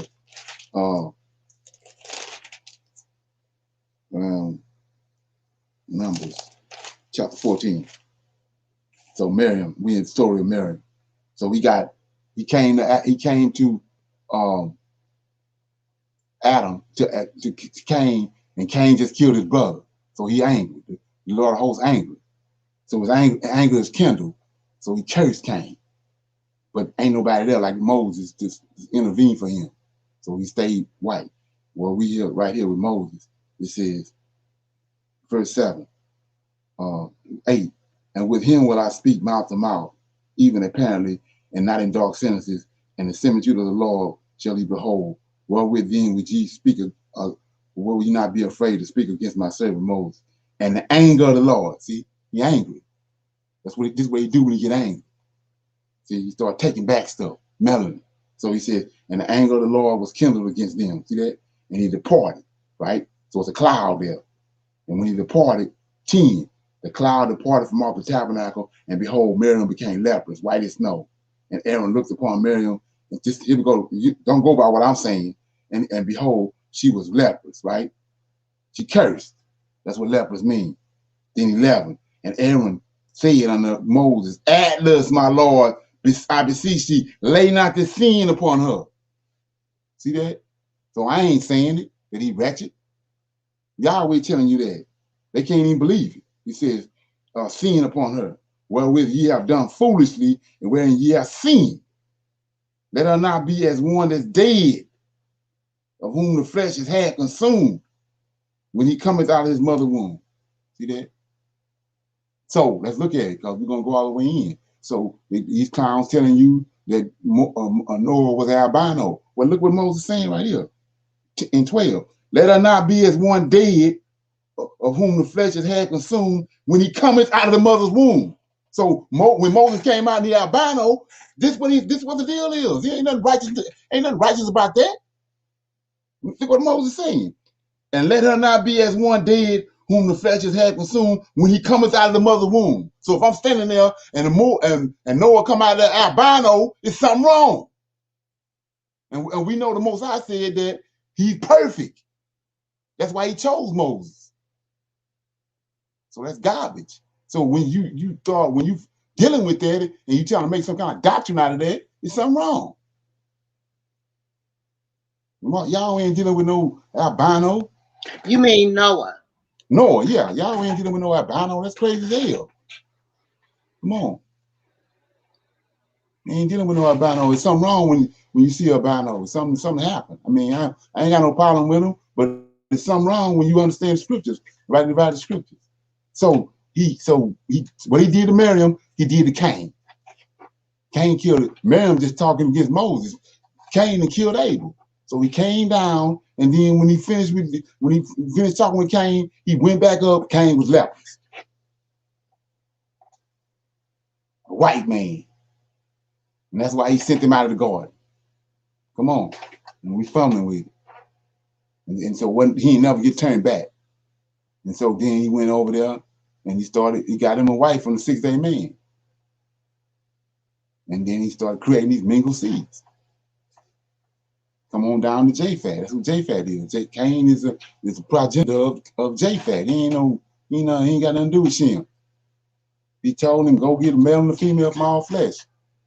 He went and got a male and a female from Cain, a male and a female from the 6-day man, and then he got his wife, Shem and his wife. That's the story. That's the matter. That's how you gotta move forward from that understanding. You don't move forward from that understanding, you going down Prim Road. Yeah. Okay, so clarification for me, because I was thinking about this. I said, wait a minute, what's the connection here? Okay, so when Cain moved to Nod, and is that where he encountered the 6-day man? And were they related prior to? No, they wasn't related. He created the man. He created a man and a woman on the 6th day. They ain't connected. They servants. They servants to the 8th-day man. That's why I was saying Rachel and Leah got 2 handmaidens, right? Where they come from? Why they handmaidens? If they're all the same people, why are some of these women handmaidens and some of them over the other? Because 6-day man, 8-day man. Then who did Amalek give Hagar to? Abraham's wife. Right, Abraham's wife. He didn't give it to Abraham. Right. He gave Hagar to Sarah. Right. So when Ishmael was born and Sarah went to tripping out and bugging out, what did Abraham say? She's under your hand. Right. Do with her as you please. She's under your hands. Come on. Okay. They ain't doing that for the hell of it. It's an order in place. But some of the book, I don't know which one it is, said that the 2 handmaidens that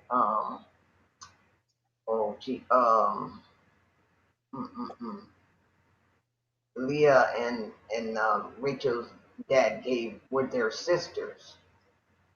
Nah. You know that, right? Yeah, that don't make no sense though. Yeah. Cause in that case, we know Leah was the eldest. That's the reason why Laman did what he did when he tricked Joseph. I mean, when he tricked Jacob, right? So in that case, then Rachel would have been Leah's handmaid, right?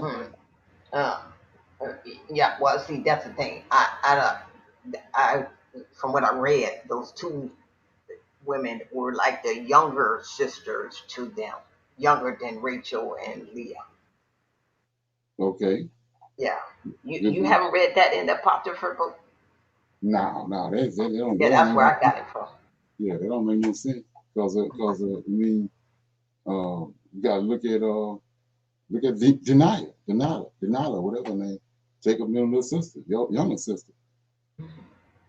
Was she a handmaid? Who's younger sister? Dana. Jacob, Dana, yeah. Oh, no. No, we don't add No. that. The Medomites at work. I think I heard something like that too. That I heard that Rachel and Leah were twins. That Leah was born first, and then that the younger women that they gave were concubines, kids from concubines from their father. Okay. Right, right. So like I was saying before, it don't add up because when you look at the order of things, you got so like I was saying before, who the pharaohs are? Where the pharaohs originated from? From Egypt? 6 day man. 6 day man. Yeah, the angels came down and slept with. They over. You got created beings and you got created men. You got formed beings and formed men. So these created angels, they over these created people. They ain't go down and start sleeping with Adam's descendants because they can't. You got these angels, these 7 angels over them. They can't go mess with them. So they over these created people. They started coming down. That's why Egypt's the way it is. And they start sleeping with those people, and they got these giants, and these giants wasn't hearing what Adam had said. The 6 day man was subject to Adam's descendants. But when these giants came in, they created a system in Egypt. They lifted their head up above Adam's descendants. They weren't trying to hear what he had to say no more because of what these fallen angels did. That's why y'all say they threw the course off, the order off. Now they puffed up thinking that they putting on crowns, which you talking about the pharaohs. They ain't trying to hear what Adam got to say no more, or his descendants. That's what that is. And then when Michael showed up in Egypt with the 10 plagues and shut it down, that's why that mixed multitude came out with Adam. I mean with the Israelites. They the ones that returned back to the original order. They followed them out. They didn't want to be there with the system they had in place in Egypt and the giants and all that. So when the Most High delivered the 8th day man, which is Jacob, that mixed multitude followed them out. They didn't want to deal with him. Yeah. so I just want to make sure I understand because it's not adding up. What's that? That Cain came out with melanin because if she had sex with the serpent, then I don't see, it's like when the other, like you said, angels went down and had sex with the 6 day people. They came out, Nephilim, giants and stuff, right? Right. So it seems like there would be like, I don't see how he would have melanin because Okay. he's not of Adam's seed. Right. So during the transatlantic slave trade, it was white men raping black women, right? Yes. How the babies come out? Some white, some black. They had melanin in them, though, right? Okay. Yeah. Okay. There you go. There you go. All right. So then these giants can have melanin in them. There you go. That's the whole point. So that's what I'm saying. What you have to understand, melanin is a system within itself. So when you understand, that's the intellectual part of human beings that Most High gave them was the melanin. That's the intellectual. That's how you get jazz. Jazz, all these different variations they getting from us, they're just making us greater. When they oppressed us, jazz came. They oppressed us, rap came. Everything that's coming from the melanin is billion dollar industries. It's because the melanin is a system within itself. When you oppress it, it's gonna show itself. So they oppressed us. We start blues and rap, all this stuff coming from the melanin because it's a source of it's the source of our intellectual being that the Most High put in us. And that's what people not understanding what's going on with it. And the source of the melanin is the pineal gland making it. Pineal gland making the melanin. The pineal gland is a stargate to heaven.